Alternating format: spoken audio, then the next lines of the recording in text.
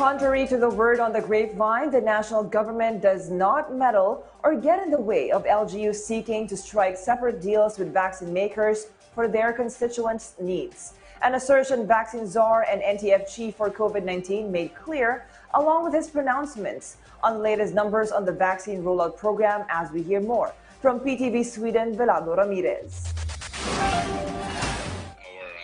Vaccine czar Galvez Jr. maintained that the national government is not blocking any multi-party agreement or MPAs entered by the local government units and private sector to procure COVID-19 vaccines. The manufacturers are not interested to have multi-party agreements because of its complicated distribution and contracting and coordination. Actually, ayaw po talaga ng lahat ng mga ang multi-party, particularly Western brand.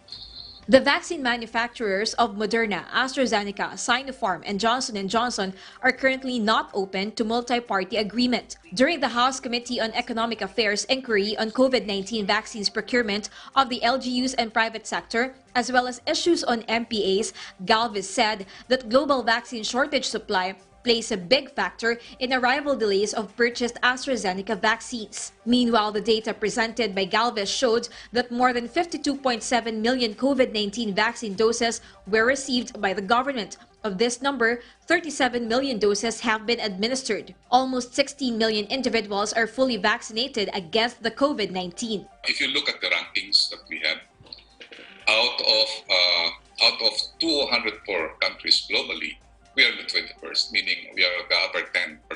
Galvez shared the country remains on track with the vaccine rollout. This is why the supposed vaccine donations from the private sector will no longer be necessary. Secretary Galvez came back to us and said there is no need for us to donate this anymore to the national government.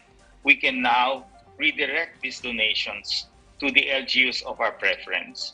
More than 61 million doses of Sinovac, Pfizer, and US COVAX are expected to be delivered for the months of September and October. With no delays, Galvez said, we will achieve 70% of fully vaccinated population in NCR, Region 3 and Region 4A, Metro Cebu, Metro Davao, CDO, Iloilo City, and other risk areas by end of October. Sweeden Velado-Ramirez for the Nation.